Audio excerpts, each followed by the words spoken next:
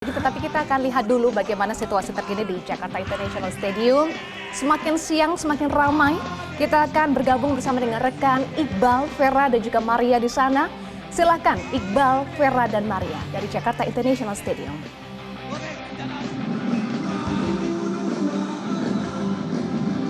Oke, langsung dari lokasi teman-teman, kita masih di acara Kumpul Akbar untuk Perubahan. Luar biasa energinya masih terasa tanpa henti-hentinya di sini. Betul, dan kita tadi lihat ya, Pak Anies dan Cak Imin, Gus Imin tadi masih menyapa penggemarnya, pendukungnya, masih berinteraksi dengan para simpatisan meskipun kita lihat beberapa sudah mulai membubarkan diri begitu. Sudah selesai berpidato, tapi kurang lebih tadi 10 menit masih tetap di atas panggung seperti mengucapkan terima kasih ya. Dan mengantarkan ke sejumlah pendukungnya yang pelan-pelan pergi meninggalkan JIS begitu ya. Betul, yang sudah bertahan. Satu persatu begitu ya. Dan tadi ada momentum yang saya tadi melihat Pak Anies selain melihat pendukungnya berinteraksi juga mengitarkan pandangan ke Jakarta International Stadium.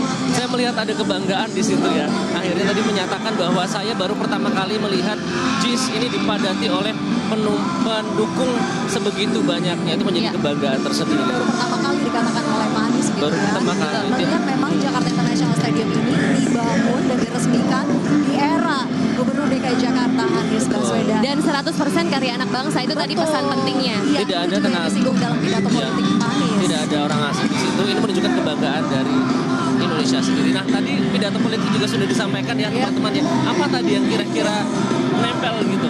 Ada banyak sekali ya poin penting yang bisa kita highlight. Di antaranya adalah gerakan perubahan ini datang karena hati bukan karena transaksi. Nah itu tadi yang berulang kali disebutkan bahwa tidak ada pendukung bayaran di sini. Semuanya datang karena hati nurani tergerak dengan visi perubahan yang diusung oleh paslon Anies dan juga Muhaimin. Kemudian Anies juga menyinggung soal demokrasi yang harus menghormati etika. Bahkan kata Anies peradilan etika itu harus menjadi prioritas penting.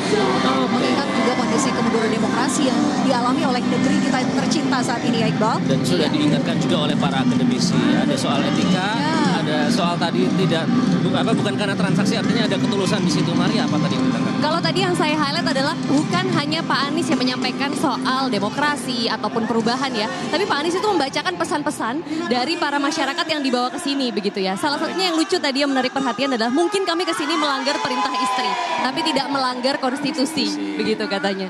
Itu khas selepetnya Imin. Di situ ada tadi juga dibacakan beberapa spanduk ya. Kemudian juga menarik tadi pidato kebangsaan dari Bapak Surya Paloh yang menegaskan bahwa ini adalah salah satu tugas kita juga untuk turut mengawal demokrasi, dan jika ada yang mencoba untuk mengganggu demokrasi itu jangan segan untuk melawan dan jangan sampai memancing emosi dari masyarakat. Karena semut saja kalau diinjak itu akan marah dan melawan begitu ya. Tadi Pak Surya sempat menyampaikan main-main itu terhadap masyarakat. Betul. Nanti amanah dari mandat dari rakyat ya. Ketua Umum Partai Nasdem Surya Paloh juga menegaskan bahwa memang masih ada harapan untuk perubahan. Itu yang kembali ditekankan gitu ya. Dan bahwa kita cinta persatuan tidak ada artinya pemilu jika menyebabkan perpecahan bangsa. Itu yang tadi pamungkas ya, poin penting pidato Pak Surya Paloh di akhir begitu ya. Dan itu sebenarnya pesan untuk mengingatkan kita semua begitu ya, bahwa ini adalah konsisten untuk menjaga demokrasi dan perubahan. Jadi jangan sampai ada perlawanan yang tidak perlu sebenarnya seperti itu ya. Jangan sampai memancing emosi dari masyarakat. Dan itu tadi disampaikan oleh Surya Paloh dalam pidato kebangsaan. Kemudian juga disinggung soal tingkat kemajuan di Indonesia saat ini terkait dengan keadilan maupun kesejahteraan baru di tingkat saat ini saja. Itu artinya memerlukan pemimpin yang jauh lebih hebat gitu ya untuk memperbaiki kondisi bangsa dengan misi perubahan. Misi perubahan ini juga tadi saya tangkap ada 3 poin Maria dan Vera tadi yang saya highlight soal kesetaraan. Tadi disebutkan hanya beberapa orang saja yang menguasai sepertiga kekayaan Indonesia. Tentu itu tidak mewujudkan prinsip kesejahteraan sosial. Kemudian ada kesukarelaan, tadi sudah disebutkan Maria, poster yang ada di sini ini beda-beda. Semua itu menggunakan dana sendiri. Bukan poster yang sama, bentuknya sama tapi ada di seluruh Indonesia begitu. Kemudian yang ketiga ini soal kebersamaan. Yang penting adalah perjuangan ini tidak bisa dilakukan sendirian atau hanya beberapa kelompok saja, tapi butuh harus dari semua bersama-sama masyarakat. gitu ya. Itu tadi yang saya tangkap. Dan tadi juga kita lihat ini kami tampilkan gambar terkini dari luar stadium atau JIS masih banyak masyarakat yang Masih membubarkan bertahan. diri tapi masih berkumpul. Tadi sempat ke ruang VIP. Seperti apa Iya suasana? betul, jadi tadi itu sempat ke ruang VIP, sempat di parkiran luar juga. Di ruang VIP itu banyak sekali cerita-cerita yang cerita bahwa dari orang-orang bahkan dari sampai ibunya Pak Anies tadi betul Pak JK tuh berjarak 3,5 kilo. Kemudian Pak Anies juga tadi harus berjalan 2 jam dan lain. Dan sayang sekali tapi memang karena untuk keamanan, jadi di sana itu sempat dimatikan listriknya dan internetnya begitu. Tapi tadi tidak mengurangi antusiasme dari masyarakat karena banyak sekali yang masih ada di luar pintu barat sana tidak bisa masuk.